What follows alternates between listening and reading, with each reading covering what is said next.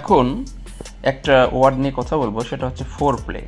এই four play বলতে কি বোঝানো হয়, অনেকে ফোর প্লে বিষয়টা বোঝে না। তো ভিউয়ার্স, মূলত আমাদের প্রত্যেকটা ভিডিও কিন্তু জ্ঞান অর্জনের জন্য। এখানে ভালো মন্দ সব রকম বিষয় নিয়ে আমরা আলোচনা করি, এটা সবসময় পজিটিভলি নেওয়ার চেষ্টা করবেন। দেখুন আসলে ফোর প্লেটা কি। Foreplay is any sexual activity that comes before intercourse. The purpose of foreplay is typically to prove the way for sex, but good foreplay can be enjoyable enough to be the main event.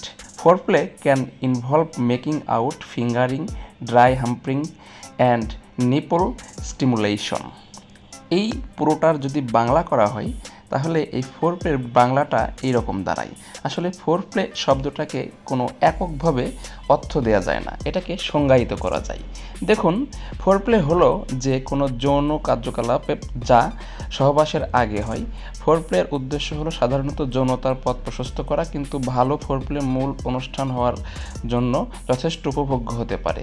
Four প্লেতে MAKAUT, fingering, dry humping এবং স্তনবৃন্তের উদ্দীপনায় জড়িত থাকতে পারে।